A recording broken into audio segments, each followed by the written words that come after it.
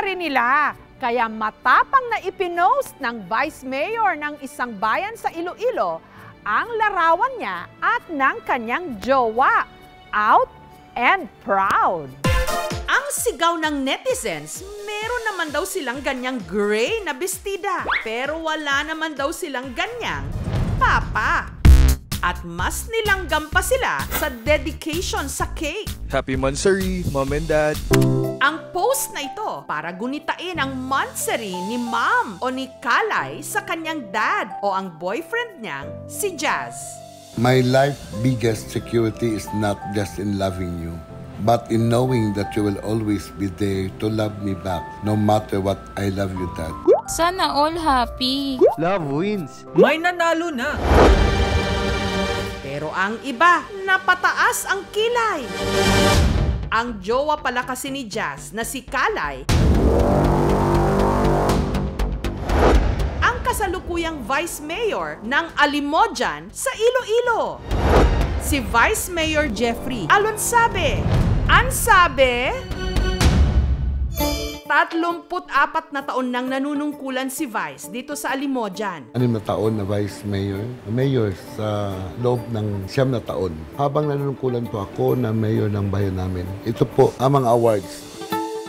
At isa siya sa mga nangunguna sa pagsusulong ng mga karapatan ng mga LGBTQIA+ community. Napatayo pa ako ng comfort room. Talagang intended lang po sa mga LGBTQ+.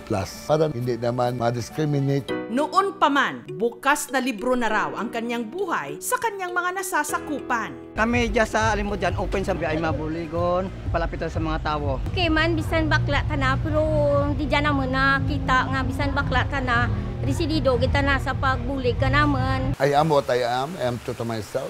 Marami na raw siyang nakarelasyon. Katunayan, kagagaling nga lang daw niya sa breakup nito lang Mayo. Kaya para malibang, napadpad siya sa isang bar sa Iloilo kung saan naman niya nakilala ang 31 anyos na si Jazz. Sino po unang nag-approach? Ay, syempre ako lalaki ako eh. Tuwa ako sa kanya, parang mabait na tao, simple lang. Bighani ako sa kanya. Wow! Hanggang si Jazz, nahulog daw ang loob sa 57 anyos na si Vice. Sabi ko sa kanya, gusto kita kung sino ka. Nakakataba ng puso. With that action, talaga ma-feel mo how sincere he is.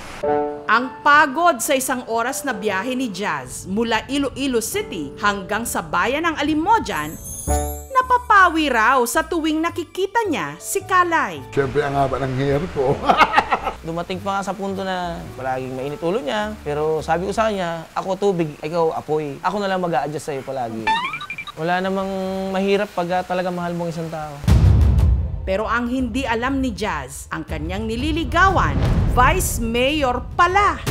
Nagulat din. Sabi ko, syempre, hindi ka ordinaryong tao. Bakit ka pumatod din sa akin? Wala sa posisyon, kundi yung laman ng puso. I love him so much.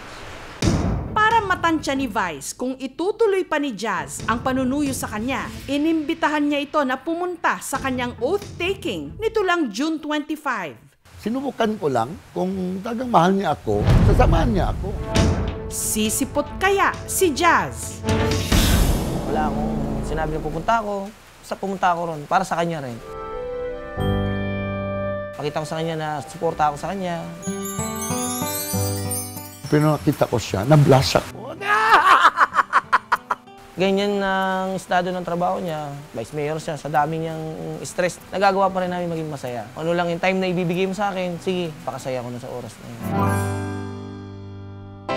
Dahil dito, nito lang June 30, si Jazz at ang opisyal ng bayan ng Alimojan naging opisyal ng magkarelasyon. Sabi ko sa kanya na, kami na lang, as daddy. Yun na lang tawagan natin para romantic at saka sweet. Sabi ko, awkward naman. Sabi ko, tatawagin mo ko, mami. Tapos, dalawa tayo may kalawit.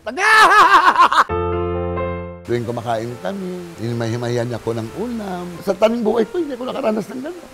Sa kanya lang. Napapawi yung pagod ko. Yung makita ko lang siya, yung makasama ko lang siya, happy na ako. Gayunpaman, may ibang hindi pabor sa pagbabalandra nila ng kanilang relasyon. Congrats! Isa na namang kabaro natin ang umahon sa kahirapan. Public figure ka po. Sana lang private mo na lang mga ganitong event sa buhay mo. Seryoso ang lalaki? Pera lang yan. Offended ako. Kasi yung iba judgmental. Sabi ko, Daddy, ganun talaga. Kailangan maging matatag lang tayo sa isa't isa.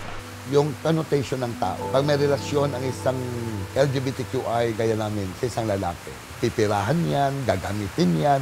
Hindi naman siguro lahat ng tao. Pero alam ng Panginoon Diyos na di ako ganun tao.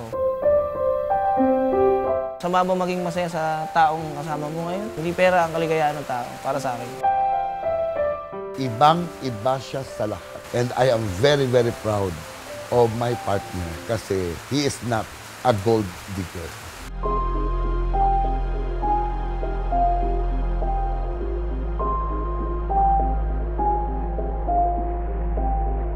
Na-explain ko naman sa kanya ng maayos. Sabi ko, may sarili-sarili na tayong buhay, may pamilya ka na rin dyan. Sabi ko nga sa kanya, hindi na ako pasensya. Buong puso. Kasi nawalan din ako ng trabaho, halos ilang buwan. Tapos, ngayon lang uli ako nakabalik sa trabaho, na-stress pa ako, dami ko rin nadaanan sa buhay, ng mga masasama din. Pero ngayon, nakarecover na ako. Hindi naman ako tumatalikod bilang ama. Plano na rin daw ni Jazz na ipakilala si Vice sa kanyang pamilya. Kaya dinalaw na rin nila ang puntod ng mga magulang ni Kalay. Nanay, tatay, we are here today with just paying for the respect.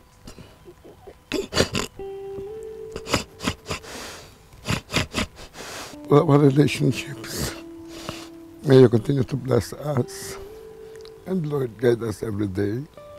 Sana po, maligaya kayo na makita ako sa piling ng isang tao na bumamahal sa akin. Ang bahala sa kanila tayo. May maging mag-alala. Walang bahala sa kanya.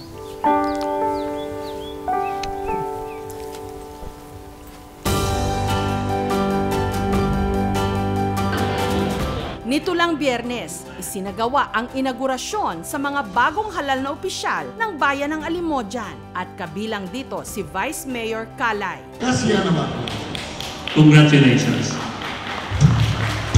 Sa kanyang special guest, Mr. Just Dionisio. Pero ang hindi alam ni Vice, may naghihintay sa kanyang sorpresa.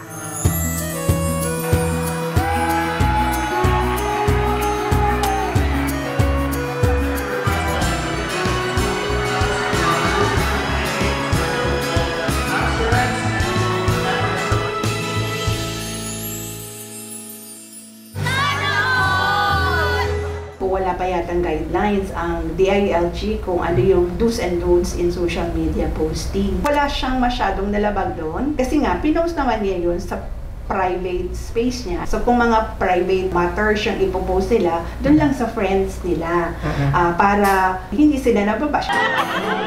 I assure the people that my sincerity in public service will not deter sa personal ko na feeling yung dream ko ay hindi sagabal. Inuuna ko lagi yung obligasyon ko at responsibilidad sa bayan bago ko bigyan ng pansin ang personal ko. Daddy, nagpapasalamat ako sa poong may kapal na dumating ka sa buhay. Ito na siguro ang taong maging kasama ko habang buhay. Paglalaban ko kung ano lang yung tama. Hindi ako aasa sa'yo. Kung talagang magkasama kami habang buhay, mas maganda. Hanggat nabubuhay ako dito sa mundo. Hanggat mahal niya ako, nagkakasundo kami. Thank you so much. I love you. Yun lang araw-araw kong gagawin sa kanya. Hindi ako magsasawa.